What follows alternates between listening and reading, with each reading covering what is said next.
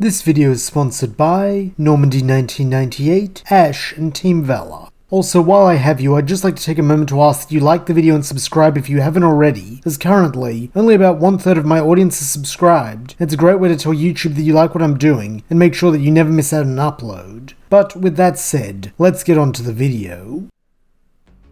Floating into the air, Cresselia raises itself to finish off Zoroark, just as it did to Gabite and Chimchar, though after all its recent bonding with Ash, the spiteful fox is unwilling to let its trainer down, and so hastily transforms itself into smoke, thus preventing the lunar Pokemon from psychically grabbing hold of it, while also closing in for a super effective Shadow Sneak. Refusing to let this go unpunished, Caitlyn has Cresselia retaliate with a Moonblast, though once more, the normal ghost type employs trickery in its evasion, this time using its smoke trick to blend in with the smoke coming off the Dragonfire still burning on Caitlyn's side of the field, courtesy of its fallen teammates, making itself virtually undetectable. However, this tactic comes with its share of risk, as in order to blend in successfully, Zoroark must position itself very close to the flames, with this causing the arctically inclined Pokemon to take some damage, and forcing it to show itself again before long. Nonetheless, it is still determined to win for Ash, and so during its moment of tangibility, fires off a Snarl, which like the Shadow Sneak does its fair amount of damage, before vanishing once more into smoke, so that it's not struck by the Moonblast sent its way. This quickly becomes the way of things, as knowing that they cannot beat the legend in a straight head-to-head confrontation, Ash and Zoroark instead put their focus into staying one step ahead of Cresselia, peppering it with super effective moves, then vanishing into the ether in a strategy best described as death by 1,000 cuts. Unsurprisingly, this quickly gets on Caitlyn's nerves, with the scowl turning the corners of her mouth, though all assembled know her well enough to recognize the audacity of the fighting style is only half the issue, as the other is how effective it is proving, as she has not been able to land the single hit it would take her to win this battle. Even non-damaging moves such as gravity are not enough to slow the spiteful fox down, as while it does briefly push the smoke close to the ground, limiting Zoroark's mobility, by its nature of being smoke, it is not held there long, rising back up like a buoyant object dropped into water, and landing one of those super effective freezing moves from above, in a way that sends a shiver down both trainer and Pokemon's spines thanks to their close bond. Seeing this as a sign that victory is near, Ash tells Zoroark to rush in for one last Shadow Sneak, though it seems Caitlyn has one last trick up her sleeve, stating in a tone of admiration that Ash truly is an incredible battler, as she's only ever had to pull out this strategy against Tobias and Derek. From the referee's spot, the battle butler worriedly asks if his mistress means the dark side of the moon combo, his tone suggesting that he believes such a tactic to be excessive, with Caitlyn nodding that she's afraid it's come to this, since she did promise to give her all for this battle. She then instructs Cresselia to enact this combo, with it immediately combining gravity and psychic to create a small glowing orb in the air which immediately pulls Zoroark off its planned path and towards it. Even reverting to its corporeal form is not enough to resist the pull, with the spiteful fox soon finding itself wrapped around the orb and completely immobilized. However, this is not the worst of it, as from the ground, chunks of battlefield begin rising into the air, entombing Zoroark, while the little normal ghost can do nothing but howl in pain. Frantically, Ash tells his friend to try and break free, though it is far too late for that, as the rocky orb has created a perfect seal that even smoke cannot escape, meaning the son of Brandon can do little more than watch as a miniature moon is formed with Zoroark trapped in its core. Then, like the celestial body from which it draws inspiration, this mini-moon begins to rise high into the air, though it does not stay there for long, as when Cresselia's eyes flash once more, it begins plummeting at top speed to the ground. Letting out a cry, Ash calls for Zoroark to hold on, though it is doubtful the fox can even hear him over the thick layers of rock containing it, or the earth-shattering bang as the orb strikes the battlefield and explodes in a shower of dust. Due to the Dragonfire still being in play, this quickly becomes glass, with naturally forming spikes and waves lining the field in a beautiful representation of an explosion frozen in time. Though, in that moment, Ash could not care less, his eyes instead scanning the field for Zoroark, and finding no trace of it.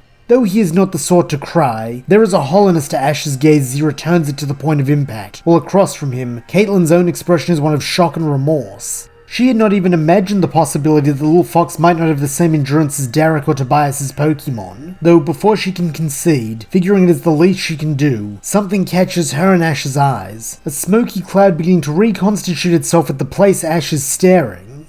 However, when the smoke begins to take solid form, it is not the Zoroark that everyone knows, but rather a hunched bipedal beast vaguely resembling a Zoroark, whose ghostly white body is lined with red patches reminiscent of open wounds, while the ends of its tendril-like hair float spectrally around it. Though the most haunting part of this new Pokemon's appearance is its eyes, as while Zoroark's were a warm, albeit somewhat aloof gold, these are a piercing yellow, broken up only by red pinprick pupils that seem to burn with hatred. Tentatively, Ash calls Zoroark's new name, hoping to get its attention, though this is a vain effort, as it currently only has eyes for one thing, Cresselia as the one who harmed it. Bounding onto all fours with a loping canine sprint, Zoroark then barrels into its foe, catching it off guard as it leaps atop it and begins bombarding it with the dark energy of that unknown freezing move. Shaking off her regret, Caitlin snaps at Ash to get control of his Pokemon, to which the black-haired boy replies that he's trying, ordering Zoroark to stop, though this yields just as poor results as the attempt to draw its focus, with the feral fox continuing its onslaught unabated. By now, Cresselia has managed to use Psychic to throw the normal ghost type back, though employing a more advanced form of its previous smoke abilities, it simply becomes a cloud to mitigate the damage, before manifesting behind the lunar avian and slashing its feathery back with its razor-sharp claws. Letting out a pained caw, Cresselia next attempts a Moonblast, figuring that at point-blank range, this will be a guaranteed hit, and with it, a means to end this battle before things get too ugly.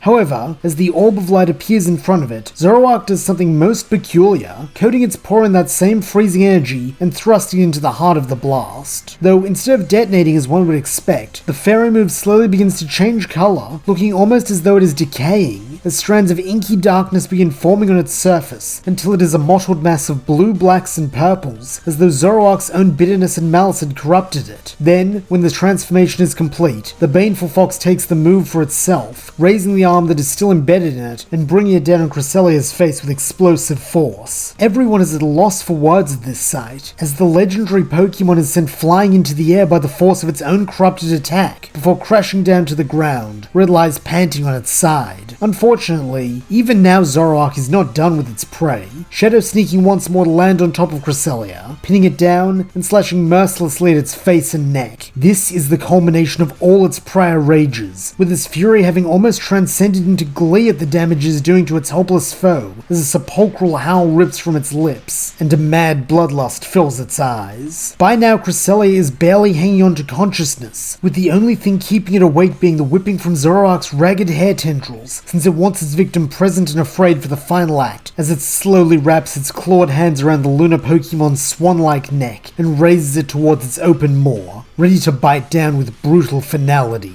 Throughout this ordeal, Ash has not stopped trying to reach his friend hidden behind the eyes of the beast, while Caitlin in contrast has fallen into horrified silence, unable to comprehend how this battle had gone so wrong. As for Barry and Derek, the former is yelling at the top of his lungs for one of them to do something right now or he'll find them, while the latter has pulled out several Pokeballs, prepared to do the unthinkable and interfere in an official match in order to save Cresselia from a grisly end, with the only thing stopping him being his faith in both Ash and Lady Caitlin to resolve this matter on their own. However, it seems the time for that is rapidly running out, as Zoroark at last gets Cresselia into position to end things, though before it can carry out its heinous deed, a word stops it in its tracks, and that word is Poffins.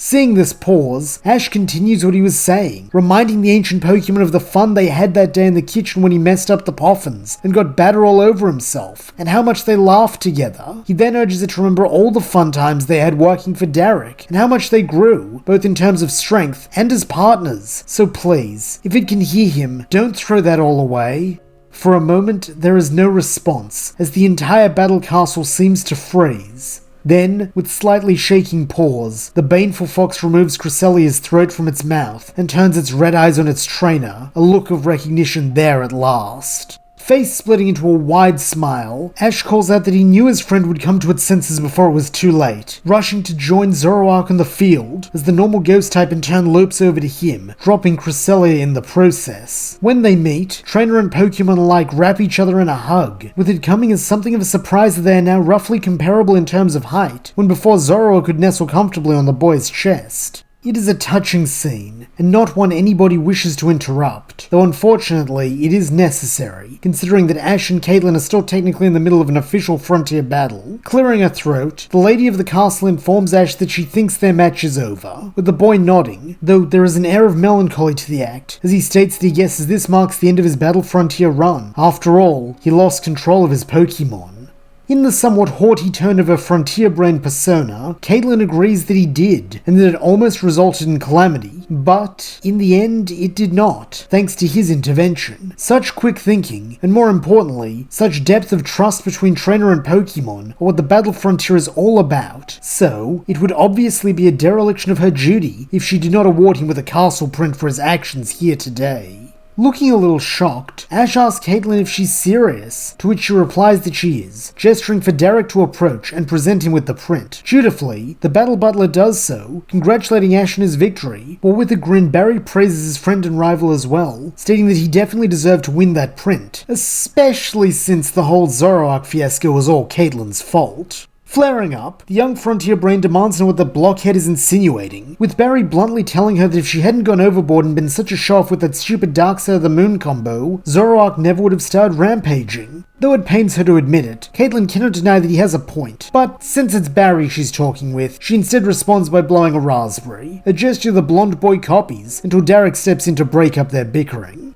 In celebration of Ash and Barry's wins, a party is held that night in the Battle Castle's dining hall, with Derek revealing that he even preemptively baked a cake, as he had complete confidence that his two apprentices would prevail. This does earn him a slight pout from Caitlin, as she states that this means he had no faith in her abilities, though with a paternal smile, Derek replies that he has the utmost respect for her and her abilities, as she is among the most gifted battlers he has ever had the privilege to know, and it pleases him to no end seeing her so proud of her position as Frontier Brain. But after mentoring the boys, he is certain they have the potential to surpass their fathers. This claim causes both Ash and Barry to break out in matching broad grins, as this is the highest praise anyone has ever given them. But with a fond smile of her own, Caitlin instructs them not to get too full of themselves, as they still need to beat Palmer, and he's even stronger than her. Nodding seriously, Ash states that for this exact reason, he intends to train a bit more before challenging the Tower Tycoon, since he has not forgotten that he and Barry have already used up all their allowed losses, meaning this next battle will be make or break.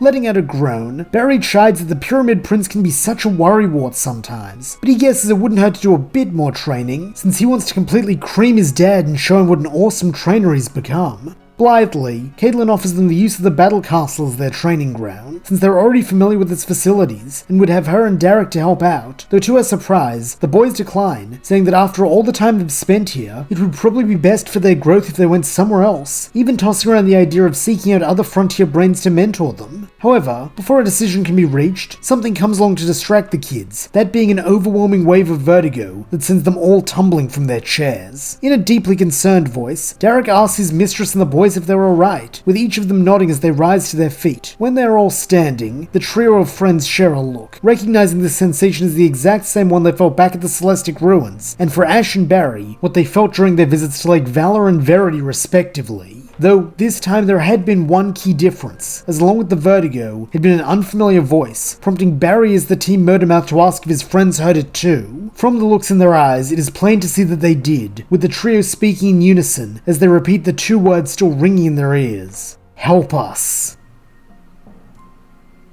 And that's where we'll leave things. Whose voices are Ash and Co hearing in their heads? Why are they reaching out to our heroes in particular? And can the trio provide the aid these unknown figures require before it is too late? Find out as the journey continues.